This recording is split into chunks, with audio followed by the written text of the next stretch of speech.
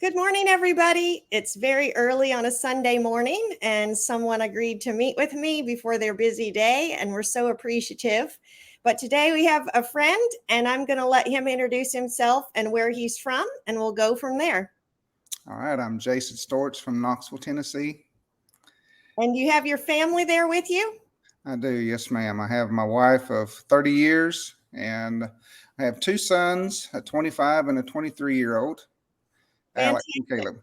Yeah, What was their names? Alex and Caleb. Alex and Caleb. Yes, And ma'am. I met you, I believe, at the expo in Louisville. Is that where we met? That's correct. 2021, I believe, is when we met you and Mike for the first time. Yeah, that was a great day. I still remember. Yeah, And it was wonderful to meet you guys. And so, can you tell us a little bit about how you first heard of Mike? And then we'll go from there as well. sure. So, like a lot of other people, I've seen him on YouTube, had seen his videos. Along with Brian's lawn maintenance and Spencer and, his wife. And so I've watched them for several years. Really had an interest in what Mike had to say. I could tell that he really had a very good understanding of business. And I really liked what I saw on YouTube from him. And when we were at the conference, I'm sorry, not at the conference, but at the GIE Expo. Mm-hmm. My wife and my oldest son were with me, Alex, and we were just there looking at equipment and, strolling through the aisles. And I saw Mike and you and Lee Yep. walking towards your booth. And I was very excited. I told Tracy and Alex, I said, y'all have got to come see this guy. I said, this is who I've been telling y'all I've seen on YouTube. And, we had talked some about it as a family. And so we went over and got to talking to Mike. And I was just extremely impressed with his passion for business Mm-hmm. and helping other people. And, I've been around a lot of successful people. I'm 50 years old and have worked in other industries and been around some successful people. And a lot of times when you're talking with someone that's really successful, you can sort of tell that they're partly there to be friendly, but their mind is somewhere else. A lot of times their mind's going a million miles an hour and they're thinking about something else. But Mike was totally clued into what we were talking about. I Yes. just felt like we were the only ones there at GIE. And while we were talking to him, he was just really focused on what we were, or what our questions were, what our concerns were, and was really had a interest in helping us. And that just really impressed me with all that he's got going on, that he would take time to, spend with us. So anyway, while talking with him, he mentioned, and I think it was actually you mentioned that you guys had a conference in January. Mm-hmm. And you invited us to come up to Washington, which we live in Knoxville, so it's a long haul. But we thought about it, and really, at that point in our business career, I've been in lawn care since 2000, and have struggled a lot, and really, had a hard time growing and getting past. That $200,000 to $500,000 range is a real challenge area. Yes. It's really hard. And I had been in that range for many, many years. And at my age and the point in business, my wife and I were really trying to decide whether this was something we wanted to stay with and pursue, get out of altogether, or, try to scale it, what we needed to do. Mm-hmm. And so we went to the conference with just a desire to learn more about business. We didn't really go with a thought of becoming a franchise. I didn't really, to be honest, hadn't really heard much about the franchises up to that point. But when we went to the conference in January, we saw all these people in yellow shirts and got to talking to some of the other franchise owners. And I was just super impressed with what I heard, the reasons that they involved. Some of them were very large companies when they got in Augusta. And Mm-hmm. but they had a desire to be more profitable, and felt like that Augusta could help them become more streamlined. And that's what we needed. I Mm-hmm. really, I've always been a hard worker, but building a business is a lot more than being about hard work. For sure. And, we always hear, work smart and not hard. Well, I have a hard time with that sometimes, I think. But anyway, so we went to the conference and was very impressed by what we heard. And my wife and I came home and did a lot of praying and soul searching and decided to join Augusta. And that's sort of where we started. That is wonderful. Now, when you came to conference, did you actually get to, if I remember correctly, did you go out to dinner with one of the franchisees not knowing he was? No, we did know he was a franchise owner, and I asked Kevin Cohen and his wife, very lovely couple, very helpful. I asked him if I could buy him dinner and pick her brain a little bit, and Yeah. so we did. We took him to dinner, and I was just extremely impressed with what I heard. We also talked with Brian Connor for a little bit. Those were the two main ones we talked with while we were there, and both of them have had good businesses, Yep. but they had their own struggles and reasons for joining Augusta. And it just really impressed me that, it doesn't really matter what stage you're at, that Augusta can be a help. Yes. And you and your wife were both working in the field. Is that correct? Yes, ma'am. Yeah, my wife, we homeschooled our boys. And so my goal, my desire when I got in the business was really to have a business that we could work in together. Mm-hmm. But schooling for my boys was a challenge. And so they had to have a lot of tutoring, a lot of other help. School was a real struggle for both of them. And so, needless to say, school took up most of their time. We didn't have much free time during the school year. So 8 months out of the year, they weren't able to work with me much. So my wife did not really do much with me in the business at all until the boys graduated. But after the boys graduated, she was in the field with me every day, pretty much. And what was your thought process then? Was it we don't know how much time we have in working years left? We need to make a change. Is that why you were thinking we've kind of come to a crossroads? We need to do either make a decision to get out of it because we're both going to get worn out. Is that what you were thinking? That was a big part of it. The physicalness of the job and us being in our late 40s, we knew that something had to change. We could not, we both really enjoy being in the field. My wife loves to be outside. She's very athletic, in good shape. And, but I've done this work for almost 25 years. And, unfortunately, I've been in the field pretty Yes. much that whole time, and I've really struggled with being a good leader myself and finding good leaders in other people and developing that. That's been a real challenge for me. And that's my fault. A lot of those things are things that I've really come to realize that the reason my business struggled was because of Jason, and that's sometimes very humbling. It's hard to take sometimes, but I mean, that is the fact of the matter. And so we really were at a point where I can't work 60, 70 hours a week to make enough money, to pay our Right. bills. And God's blessed us. We're not hurting in that sense, but it still takes money to live. And there's things we like to do. And so we knew we had to do something different. I remember when I talked to Kevin Cohen and he got into the franchise, and there's still rocky times, and then they go through that transition you said of 200,000 to 500,000, how difficult that is. And Right. then you can even get through that, and then Mike talks about that's where you're really learning leadership and how to hone your skills. Now, when you were at that point and became a franchise, how many employees did you have? Our last year, our story's a little different. Mike was very gracious and allowed us to buy a franchise and then wait a year because we bought in February or January, February. Yeah, we came back out for training.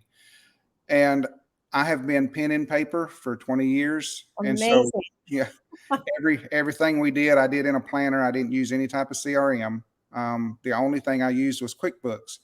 And so Mike felt like learning a CRM, switching everything over, and trying to get all the trucks rebranded, was going to be a real challenge. And it would have been. I don't know that I could have done it. Yeah. So he gave us a year to do it. So that being said, our last year before we went to Augusta, which I guess would be 21, I think we did 430,000. And so we probably had 4 4 employees, and then my wife and I, 3 to 4 Okay. employees. Um, so yeah, I believe that's probably accurate. Okay, that's good to know because that leads into that part I was going to say about Kevin Cohen. So what he was surprised about, he said, when he crossed that line was he came to this realization that when he would get frustrated with people, with command, any of those bumpy, rocky times that we were working together, that he came down to that same realization that it was him. And he had no idea it was going to be like that, and that suddenly he had stuff to work through at that level with that many employees. And has it been the same way for you that you didn't even know those were things you had to work on? I knew there were some things that I felt like that there were definitely things I needed to change, but I didn't realize how big of an impact they were having on my business. Mm-hmm. I felt like it was just areas I needed to improve in, but whenever you look at it from just an area we need to improve as to an area that not only do we need to improve, but for our business to scale, that has to change. That Yeah. makes it puts it in a little different light. Yeah. You mean personally, like the Right. hard things you got to Yes. work through. Yes, Yeah. ma'am. Yeah. Yeah. So when Mike talks about going to that next level and that it all turns to leadership and leading people, did your style of leadership change? It did. It has some. One thing that we have done, this may be jumping ahead a little bit in some of our thought process, but one thing that we have done is my youngest son I've made him my GM. He started working with me the beginning of 22. He had went through some struggles, some things in his life, and he was just needing a job. And so both of my boys have worked with me since they were very young. My oldest son, I had lost my crew at one point, and he was mowing with me every day when he was 12 during this time he was out of school. And my some of my customers, I still remember to this day, told me, he said, he's doing a better job mowing than the guys you had working for him when he was 12 years old. And we'd mow 20 to 30 yards a day, and he did great. And Wow. so anyway, so Caleb came to work with us, but mentally, all he was able to do was just be a worker. He Yeah. was not in a good place mentally, but he really went through some things in his life and began changing personally and really having taken an interest in business. And so after working with us probably 9 months, that first year, I felt like he was ready, and I made him our general manager. And he does much better with the guys than I do. Um, he is much more patient, and the way he explains things, the way things need to change, he comes across better than I do. I'm more blunt, don't have as much patience, and um, I feel like that people ought to see things the way that I do sometimes, Yeah. and that's hard for people. And so I have changed. But I think the main reason that we have been able to grow is because Caleb has been in that position to where he relates with the crew more than I do.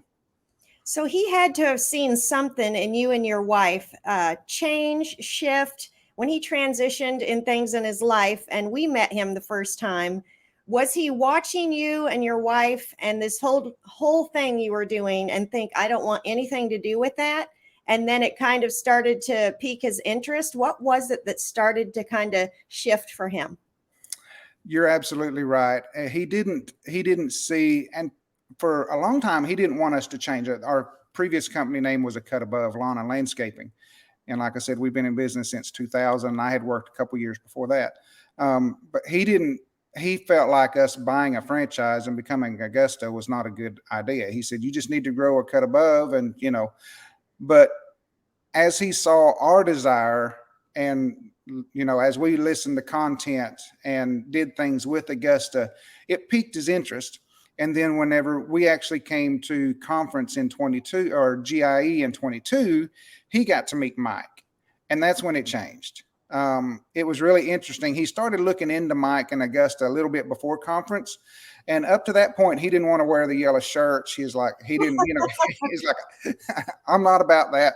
And I don't know if it was at GIE or soon thereafter, but he was like all decked out in yellow, is the yellow shoes, yellow belt, yellow whatever he could find. And so After the GIE and meeting Mike, he really was all in. It's just, I don't know. There's something about Mike and the Augusta spirit Mm-hmm. that is just such a help to your business. It's been a huge help to us. Having somebody on your side, it's like being in a boxing match and you've got your coach in your corner that if you get in trouble, he's going to tell you what to do.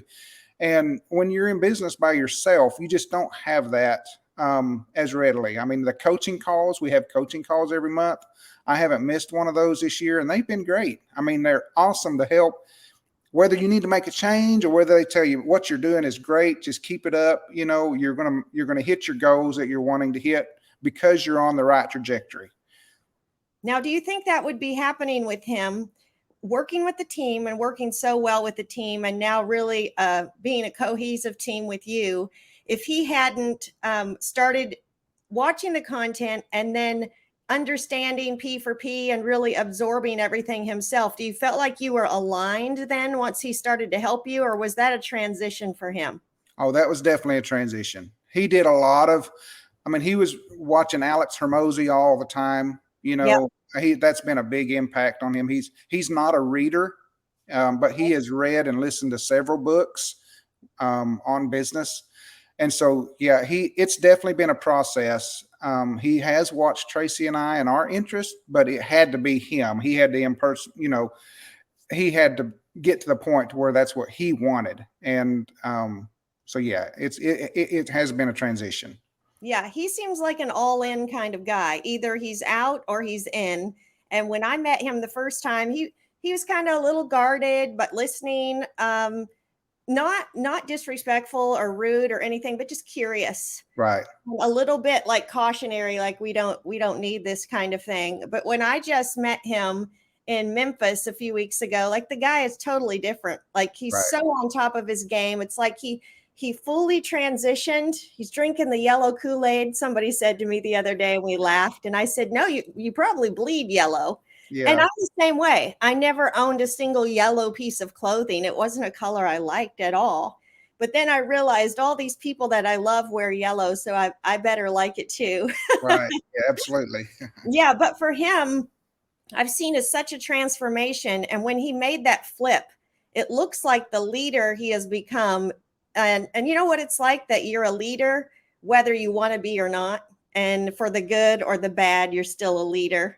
And Right. so when he was all in his other lifestyle, and then he had this switch, and from what I see, he's all in this way. And I'm sure he's impacting his team by the way he's acting. Do you think? Absolutely.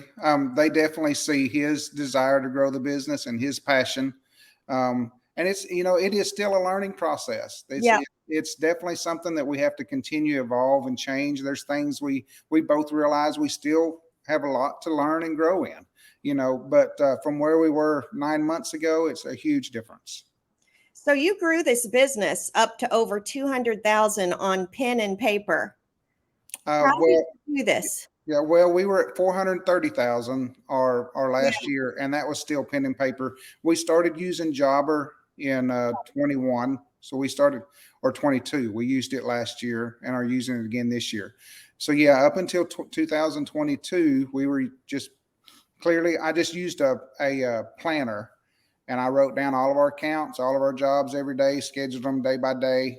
And then at the end of the month, I went through that planner and did all of my invoicing in QuickBooks.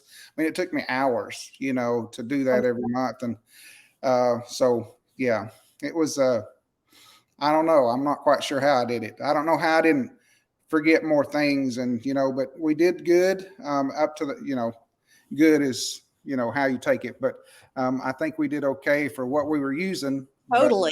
it was definitely a challenge. I would not recommend doing it that way. That's for sure. Now, one thing we did with you that we've never done with anyone, like you said, Mike was gracious and he did not want you to have to jump into service autopilot, which has a lot of layers to it. And Right. to jump into that, knowing we're going to move to Copilot soon, how long ago was that he told you that? And how has it been being in Augusta, but not switching your CRM yet? Well, we did start using a CRM, like I said, the beginning of 22. And so to be honest, it was sort of interesting. Was looking at hiring a guy that had actually worked with me previously. Okay. Um, and I took him to lunch and we were talking, and uh, he mentioned that where he was working currently was using Jobber. And so he said, you ought to check it out. And, he really enjoyed using it. And so I went home from that. That was on a Friday. And I started looking at Jobber, and Mike said that he felt like it would probably be best for me to just wait until we started with Augusta and start using whichever CRM they were using at the time. Okay. And so that was going to be another year because he gave us that transition period. And after looking at Jobber, I was like, no, I'm going to just do this. I need to change. It's not going to be comfortable. I'm Yep. just going to do it. And so that was Friday evening. By Monday morning, I had all of my customers in. I had stuff scheduled. I had all my employees put in, logins, I and so love it. we were ready to rock and roll Monday morning, and to be honest, have had very few hiccups with Jobber. Awesome. I've really enjoyed using Jobber, and it's been relatively easy for me. Jobber has a great support to where that if anytime I have a question, I can either chat with them online or give them a call, and they walk me through what I'm doing wrong. So uh, I've really enjoyed using them as a CRM. So that was a good transition, knowing that you had this up ahead anyway. You thought you just bite the bullet and kind of work on some change and Yes. and just be uncomfortable for a little bit. Right. But when Absolutely. you use Jobber, with the size of your company, are you able to route and dispatch? I'm assuming you have maybe sometimes over 100 items on your schedule in a day with your crew. Mm-hmm. We do. And you're able to route and dispatch on Jobber okay with that Yep. many mows? Yes. Yeah. Yeah. I don't know that we generally have over 100 a day, but there's lots of times we have between 60 and 90 on an average, probably. Yeah, I can Um, imagine. Yeah, and with a size team. Have you grown in the time that you've been in Jobber and been with Augusta just from changing some systems? Absolutely. Yeah. Last year we were at, so we did 430 in 21. Last year was 570. And then this year we've really hit some milestones, and I really feel like we'll be between 8 and 900,000 this year. Nice. That's Yeah. awesome. So are you and Caleb both running separate crews, or are you both having crews out in the field and then you're each doing solo routes or projects? At this point right now, neither Caleb or I are in the field much. The only time I go into the field, 1 or 2 days a week, I will go into the field just to oversee projects. Mm-hmm. Um, we still have not gotten away from doing uh, just totally simple services. Yep. I keep wanting to, but it is so hard for me to say no to a job. Yep. And so there's still things that I'm not real comfortable just giving the crew the green light to just do it without me being there. Yeah. So a lot of times I will oversee the job and I'll work a little bit with them. Caleb, this last month, we really have worked on getting him out of the field to where he's not mowing every day. And so he will just be in the field if we have have somebody that's out sick or somebody not show up. Right now we have 8 guys. And so we have one crew that we'll actually use 2 crews on Monday to do landscape projects, and then Mm-hmm. have 2 crews mowing. And then the rest of the week we'll have everybody mowing. And so we can get everything done in a 4-day work week as long as we don't have rain, doing it that way. So do you plan to do 4 10s each day, and then Friday is a little bit of an overflow if you have to? Yes, that's what we've been doing this year. We talked to the crew and asked them if they would rather work, 4 longer days and then have Friday off. And it was universal that they would like that. And it's worked really well. I didn't think I could do that. I mean, Yeah. for years we've thought about trying to shorten our week, but I just didn't see that working. But one thing that has been really nice is it gives us a buffer for rain. If we Yeah. have rain, 1 or 2 days, then if you plan it Monday through Friday to be mowing, well, now you're mowing on Sunday, if you Yes. have a day or two of rain. And so it's really been nice to have that buffer there to if we get rained out a day, which is invariably going to happen at least a couple times a summer, then we will be able to make it up on Friday. So I know you have church on Sundays and everything. So in the past, when it was running over, were you trying to do that besides, or were you just telling your customers like this is one day just reserved for family and God, and we're not doing it? Or did you feel like in between services you had to go do this because your ox was in the ditch? There were not a lot of Sundays where we did work, but there have been probably a handful of Sundays in my years that we have just worked all day. Or if I just had a few to do, then we would do them in the afternoon. There's probably only been one Sunday, I think, so far this summer that the crews have worked. So as a rule, we try not to work unless for years, I never went from one week to another with accounts not done. That's a big pet peeve to me. I don't like going, I don't skip yards. If we get rained out a day, I'm going to start back where we left off, and we're going to get those done before we go into the next week.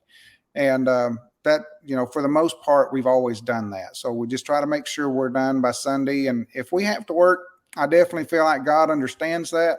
Like you said, if you have an ox in the ditch, you're going to get it out. And I think that the church and Sunday thing is more of a in your heart, and it's how you live day by day. It's not necessarily the importance of one day. So anyway. 100%. That's very well spoken. So did you use budgeted hours? How do you work that in? How has that changed for you watching budgeted hours so carefully? We didn't until this year. But yes, in Jobber, on each account, I have in the heading of the job, I have the minutes that it should take, what it's budgeted for. And so the crew knows that that's their time they want to meet or beat. And then at the end of the day, it is a little bit laborsome. I'm really looking forward to what Mike's doing with Copilot, because Jobber doesn't do anything with budgeted hours. There's no way to track that. But at the end of each day, I have to look at what each crew has completed, add up their budgeted hours, and then put it into the P4P system. So I cannot imagine, and doing that with 8 employees, it takes a while each evening. I mean, that's, an hour and a half a lot of times, especially when you throw in projects, you've got multiple projects that you're doing. When you have that and you're mowing, it takes a little while, but it's still worth it. I mean, I love being able to track it, knowing, how many budgeted hours each crew has. It really does work well. And how has that been with P4P and your team? Has it been good retention? Do they understand it? Do they hate it? It's been good. We actually started using a brand of P4P before I even really heard of Augusta. Long story short, I had a friend working with a company in Huntsville. He worked with a mowing company while he was going to college to become an engineer. Really sharp kid. He actually worked with me when he was a younger guy and was having some struggles. He was up here living with a friend and worked with me for a summer. But he told me for years, he said, Jason, you need to pay your crews the way this guy does it. He just gives them a percentage of profit. I thought there's no way the crews are going to go for that. But he was like, it gets rid of people that are lazy and people that want to work hard, they'll bust it. And he said, he was telling me what kind of money he makes. And, he was making $250, $300, $400 a day and just killing it. And so anyway, I think it was 21, I told my crews in the spring, I said, we're going to go to a percentage of profit. I'm going to give you 30% of everything you do. Just flat across the board, just give you 30%. And it worked well. For the most part, they really enjoyed it, and it did exactly what it's supposed to do. It weeded out people that don't have a desire to work and that are basically lazy. And so this year, I can't say they all totally understand it. We're actually going to talk some more on Monday morning meeting about budgeted hours, how they figure it, and how they can know at the end of each day pretty quickly how much they made. And they get the gist of it. I will say the ones that love it the most are the ones that work hard and have done a route by themselves. Got it. We've got crews. We generally work 2-man crews, Mm-hmm. but it really is sort of startling how much more they can make when they work by themselves if they're Yes. motivated. Yeah. We've got a couple of my guys that they'll make $25 to $35 an hour when they're by themselves. It's hard to do that when they're with another person because Yes. there's just too much waste. They average 20 to 22. Most of our crew is in that range right now. But there's days where they'll average closer to 30 or more. Mm-hmm. Have they watched any of the videos that Mike put on the channel for just employees? I don't know that they have. I probably need to push that more. I don't know. You could show one a week or something in your team meetings. That's a good idea. Yeah, I ought to do that. I do have one guy that we just hired. Really interesting story.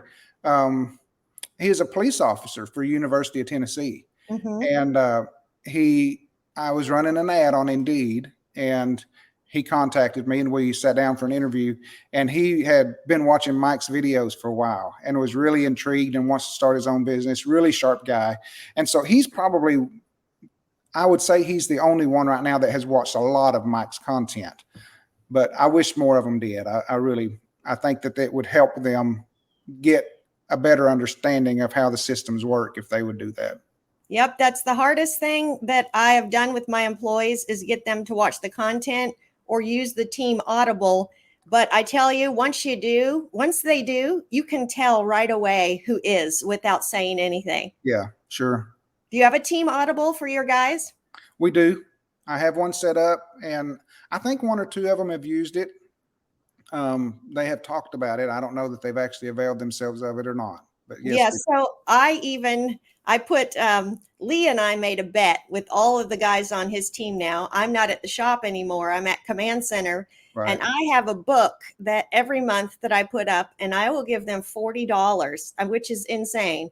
But I'll give them $40 if they'll read the book and give me 3 things they gleaned from the book. Yeah. And so I bet him that only 3 of his guys in the entire company would read the book if we did it for even $30. And so we made a bet, and I'm very bad with betting because I just love to go, oh, I bet you $20 this, I bet you $200 this, that won't happen. But then I lose sometimes. So my daughter-in-law won't let me bet more than $2 for anything. So I bet Lee, I said, I bet you a coffee, and like it was something else. I don't remember what it was, but I said, I won't have to give it to you because I'm not going to lose. And I said that only 3 guys out of our 20 would read the book, and only 1 did out of everybody. He had bet 4 people. And so it is the hardest thing. I raised it to $40 this month, and I had 1 person read the book. So I don't know what it is, but once they get over that hump and they understand that it will open their eyes to, oh, this is why Jason does this. This is why Caleb does that. And it all starts to piece together. It's like lighting a fire under them. Yeah. The other thing that lights a fire under them is the first time they make P for P. Have you found that too? Yeah. It certainly does with the ones that, like, for instance, the 2 that have run solo routes, like one guy made close to $400 one day. I mean, he was just tickled to death. He couldn't believe it. He was like, I knew I did good, but I didn't know I did that well. And he said, please just send me by myself the rest of the time, But so, yeah, it definitely changes their perspective of P for P once they see that. Has it changed your culture, and for the worse or for the better, since you started P for P? How have you found that? It has definitely helped. I don't think there is as much waste in times past. I know that in years past, it just seemed like there was so much waste, so much time spent doing other things, going to the gas station or taking long breaks or smoke breaks or whatever, Yeah. I definitely feel like P for P definitely helps curtail that. Mm-hmm. You said that you and Caleb, you're working towards and plan to have you both out of the field. Are you both doing estimates? We have done some together, and Caleb has done a few when we've been out of town. We've come to realize that Caleb's strength is not estimates. Okay. he's great with customers. He does great with customers, but doing the notes and drawing up the estimate is much harder for him. It's going to take him. I mean, it's easy for me because I've been doing it for 25 years. Right. I can sit. We did one together. Tracy and I went out of town for our 30th anniversary, and when we came back, he had done a few and needed some help with a couple. And so I sat down and did one, and it just took a few minutes. He said, that would have taken me 30 minutes to do what you just did in 5, And so I think that's one thing that's really important to realize in business is we all have our strengths. Yes. And if we put each other in the areas where we have our strengths, our business are going to flourish. 100%. If we really struggle with something, but somebody else doesn't, we'll just let them do it. That's sort of my thought. And Caleb does need to get to where he's comfortable doing the estimates. I feel like for us to continue to grow, we'd like to eventually open other locations.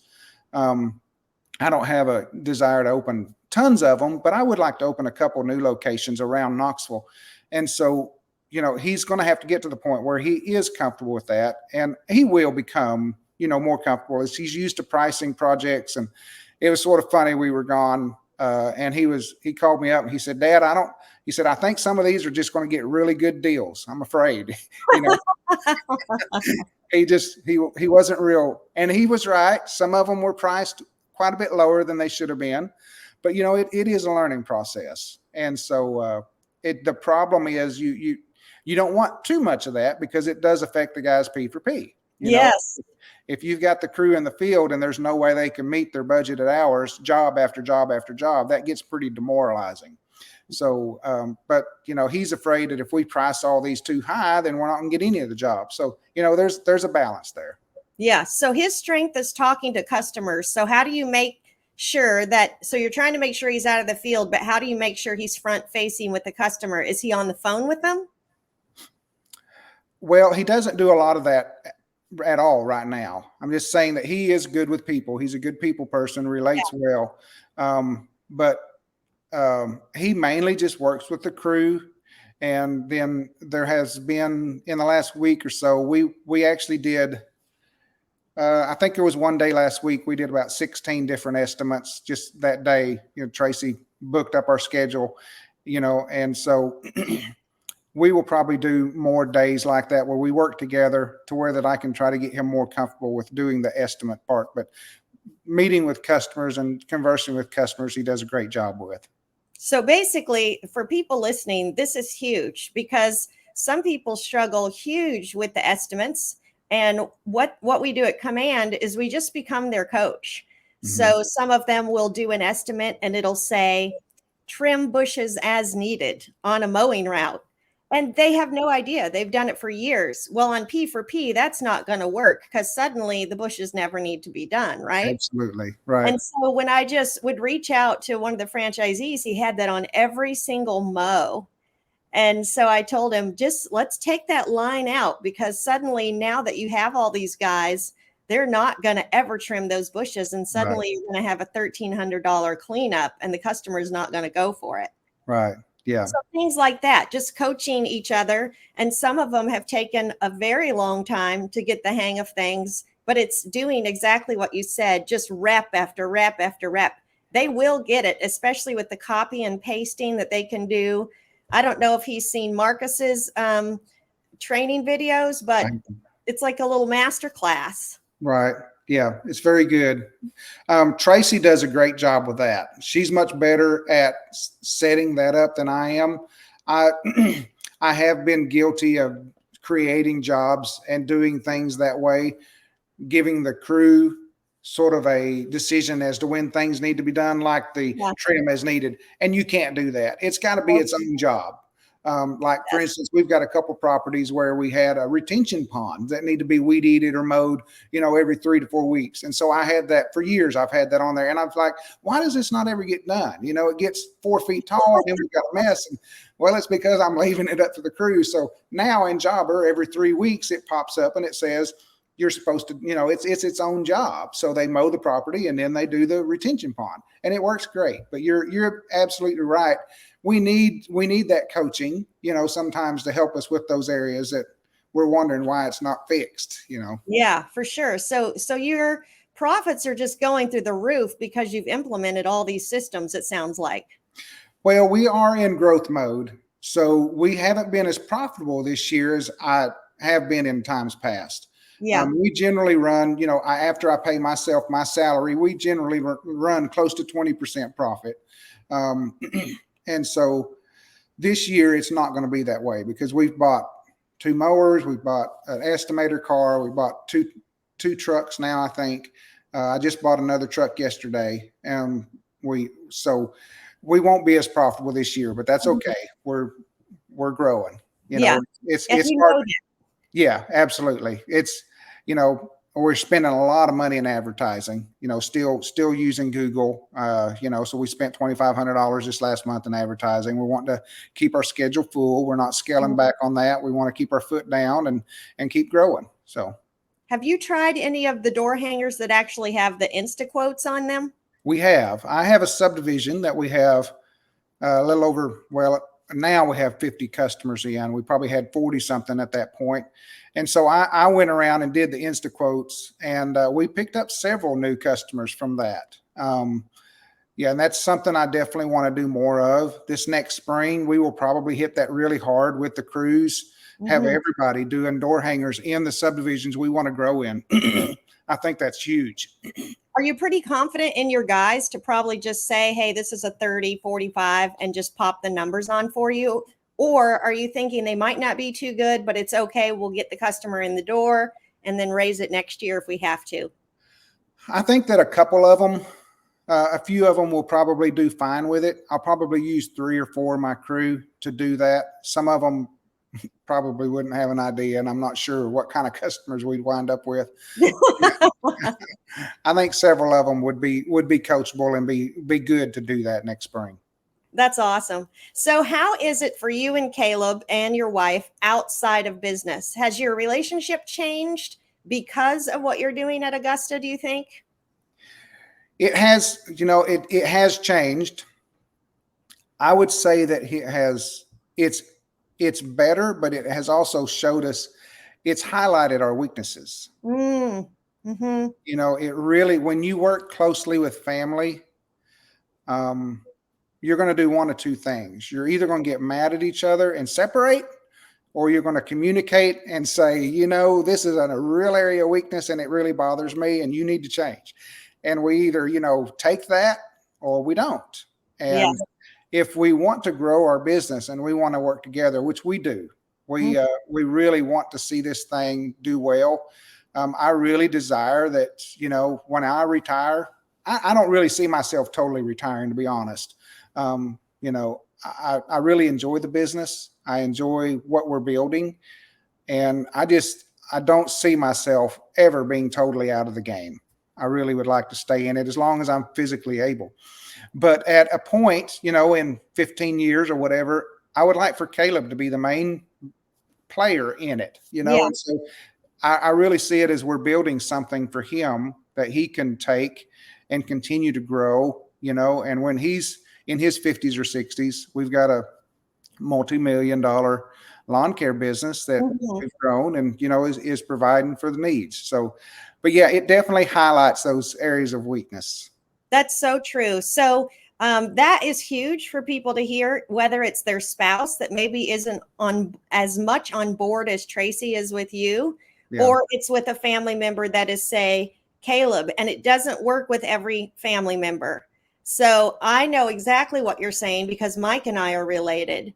And there's going to be those times that you, especially because with a family member, you're alike in some ways. And that's another thing, we can see our weaknesses in each other and traits from each other. And we might say, oh, I can't stand that we are both alike in that way. But then there's others, like you said, focusing on your strengths.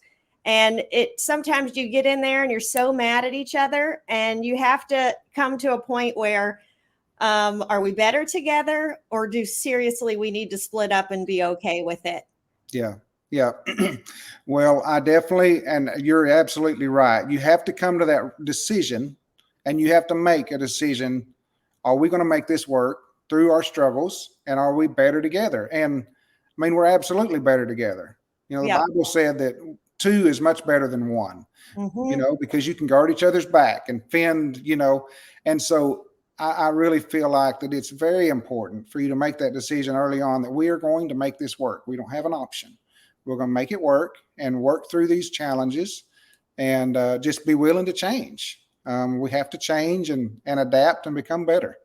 Yeah. And as the business grows, that's what we found. We can go a whole day without hardly being able to communicate because we're both handling so much of the business separately. And yet the awesome part is we know exactly what the other person would do. And if we don't, we just say, shoot them a message. Hey, running this by you. Are we on the same page or do you feel different about it? And then have one final person who's always going to call the shot. You have to come to that thing too, which is not easy. Now, in the situation you're in, you're unable to use command center services, which is different than all the other growth franchisees. And yours is growth, correct? Yes, ma'am.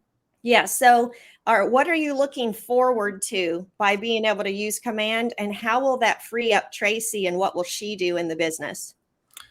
Well, to be honest, we have mixed feelings. Tracy really enjoys working with the customers. She loves what she's doing for the most part. Now, she got a call the other day that she didn't enjoy at all, and I think that's her first one that she's like, this is the worst call I've ever had. It was a customer that wasn't happy. And, we really pride ourselves in taking care of our customers and doing what's right. And Tracy really promotes Augusta and that we are going to do whatever it takes to make the customer happy. And when we can't do that, she takes it very personal. Yeah. And so that was hard for her, but she really does enjoy the work that she's doing.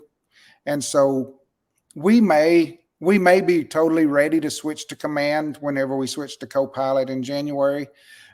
She may want to do it for another year. And as long as she wants to do it and is enjoying doing it, I'm fine with her doing that. But I am sure that once we go to command and are using you guys to facilitate all those things that she's doing, that will open her up to certainly do other things that will help the business. I'm not sure what that is right now. She may be ready to take a break and just be a wife and a mother again. I don't know. But she may enjoy being an estimator. She might. Yeah, she might. She probably has a really good idea of, well, she definitely knows the structure of them. And she could route her own schedule and do a whole load of estimates and still see the customers. Yeah, absolutely. Yeah. I know that there will be something that she'll be able to do in the business. Just she wants to stay involved and do it together as a family. So there will be something that she will do. Yeah. So what I have with some people is the wonderful thing is that it's an a la carte menu with the command center now. And so sometimes it just helps to say, hey, I'm just going to let the office know about this. She could do that. And then the office can gently fire that customer for her. And then she doesn't have to be emotionally involved and just pull us in at those times. And then otherwise there's franchisees that are husband and wife and they're running it awesome. Just the two of them. But then it might get to a point where, like you said, a decision has to be made. But there's no rules or anything like that on how each franchisee has to actually do everything. Mm-hmm. So have you changed up your trucks, or is this something you're waiting on to do a full brand transition? No, everything has been changed over except for my personal truck. I have a truck that I will use sometimes for projects. A pickup truck. And so it's not branded. It doesn't have, but all of our other trucks are all branded. Like I said, we just bought one yesterday that I think I'm going to look at getting it wrapped as soon as possible, either wrapped or painted, depending on the pricing. But no, I do have an estimator car that is not painted or wrapped yet that I bought this spring. And we've just, part of that is just, we've been so busy that, it's, I can't really put it in the shop for a week. And so that both of those will be done. The truck we just bought will be done as soon as possible. The estimator car will probably do in the fall. Yeah, that's smart.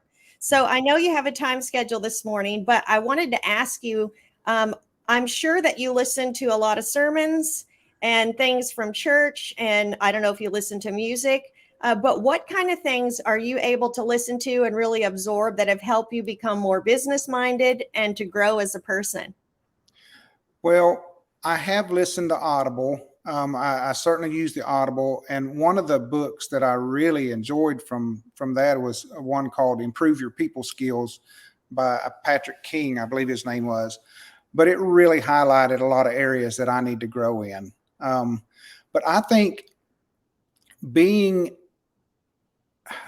we always hear the saying, "You are what you eat." Yes. And that's certainly true mentally as well. And Yes. if we're listening to junk music all the time, or things that don't help us in our Yeah. business, it's really no wonder why we would get discouraged and want to quit. Right. But if you're constantly putting things in your mind to encourage you in business and help you learn new principles, it really helps us grow our business. And so I think it's very important that we eat the proper things mentally. Yes. And so listening to Audible, I don't do that as much as I should. When Hmm. I'm working, it's really hard. I'm hearing impaired. And so Okay. I have to have things up really loud, and it's frustrating to me to always be taking my headphones off, and I generally, when I'm working, I'm not on my phone. I'm in what I'm doing. Right. So if I'm listening to something and I get phone calls, then I don't ever get my work done. I'm just Exactly. always getting interrupted.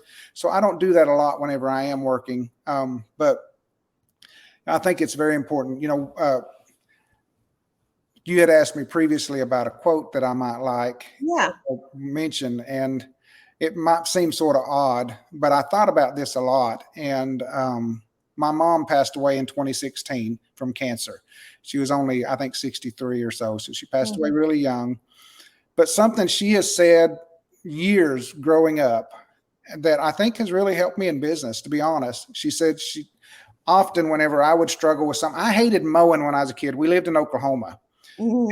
I had to mow the yard, and it was so hot and Yeah. miserable, and I hated it. And we didn't have any fancy mowers. I was just out there with a push mower, Yep. and it would take me 2 to 3 times as long as it should have, because I'd keep coming in and taking breaks and stuff, instead of just getting it done.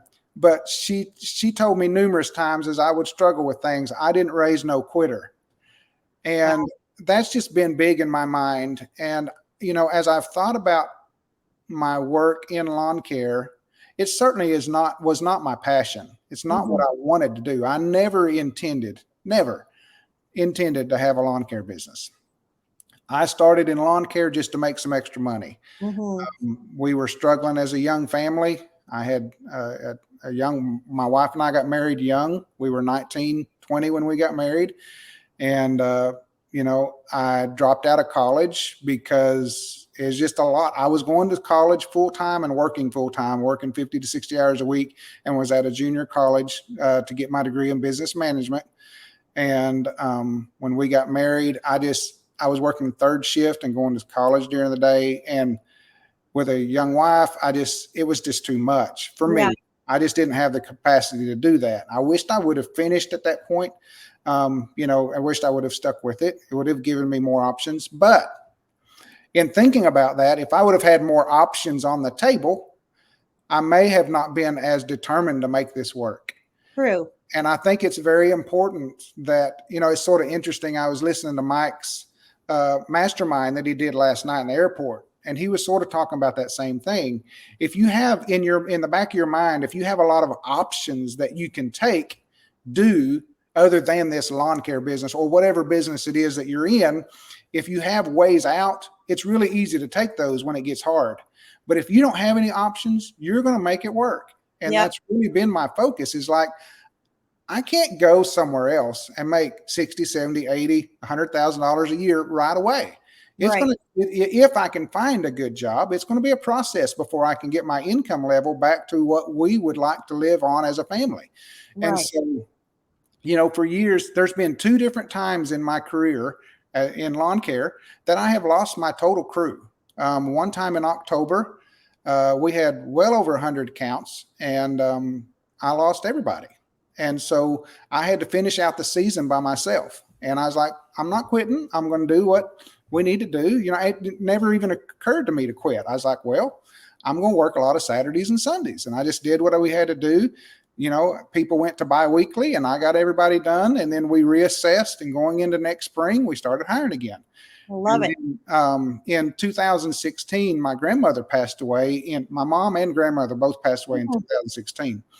And my grandma, I was in Oklahoma for her funeral, and I got a phone call from my lead guy. He was a Mexican that I had helped become legal, and he told me that now that he was legal, he was going to do his own thing. Oh my word! And at that point, we were doing close to 400,000. We were 350 to 400,000 back in 2016. And one thing I had not done well at that point, he was a great leader, manager. Really enjoyed working with him. He was a great guy. And I basically let him hire. If we needed somebody, he would hire them, because he had lots of Mexican friends that would do good work. And so he would just hire somebody when we needed. Well, when he left, I lost all of them. So my word, that's terrible. Yeah, we were starting in spring of 2016 with no help again. And, at that point we were doing $350,000 worth of work, $300,000 worth of work. And so, it's just like, well, what do we do? We just put our head down, try to find some help. And at that point, I did let a lot of my bigger commercial properties go. Because I knew that I couldn't physically do them. I mean, we had properties that would take hours to weed eat, and, big banks that we weed eated and things, so I let some of those go. And anyway, we made it through. So I think it's just very important, if you're going to be in business, that you just make your mind up. I don't have an option other than making this work. This is what I'm going to do. And once you make your mind up, it really makes it a lot easier. Yeah, that's so true. Well, somebody might say, well, all you had going on is the business at that time, and you could go out there and work all day. But it sounds like you probably were grieving for your grandma, and your mom was probably fighting the illness, and you had to be there for her as well, right? Oh, absolutely. Yeah, 2016 was not a year I'd want to repeat. It was very difficult. My grandmother, we had moved her from Oklahoma out here. She was living with my sister because she was in the last stages of life. And we didn't actually find out my mom had cancer. We knew something was wrong, but she didn't go get checked until midsummer. And I think it was August she got the diagnosis, and then passed away in November. And so, wow. Yeah, I lost grandma in February, and then mom in November. And so yeah, it was really a tough year, a lot to deal with. But relying on God definitely helps. If you have a faith, and you believe that there is a higher power that is going to help you. Yes. And God is certainly faithful to give us that strength if we rely on him. But having a good church family and a good wife, is definitely huge. I couldn't have done what we've done without them. Yeah, I always tell Lee that he's blessed, that his competitive advantage is his wife. Yeah. Because she's awesome to be able to bounce things off of. Am I overreacting? How should I do this? Just a real good teammate. And so it sounds like Tracy is the same thing for you. Absolutely. Yeah. My wife, like I said, she wasn't able to work with me a lot while the boys were young, and that was a challenge for me, because that's something that I wanted for years, is that for us to be able to work together, but it wasn't possible. But she has been a huge help. And I mean, even our time in the field, we loved working together. I mean, we had our aggravations. We had our days that things didn't go right. But overall, we really enjoyed working together and doing projects. And I mean, we did tree work together. We took down huge trees together. She was on the end of a rope, and, she only weighs a little over 100 pounds. But she was a huge help to me. And we really enjoyed that time. But like I said, you get to a point to where you realize we have to do a different role. Physically, we can't continue that. We got to learn to do something different. Yeah. Well, I can't tell you how much I appreciate your time today, and how much it's going to help so many other people. I'm so proud of you guys, and just so honored to know you as Augustans and just as friends, and just so appreciate you both. So I'll let you go for now and get on with your scheduled church day. And I just want to say thank you, and tell Tracy hello for us too. Will do. Thank you, Liz. Have a wonderful day. Yes, ma'am. You too.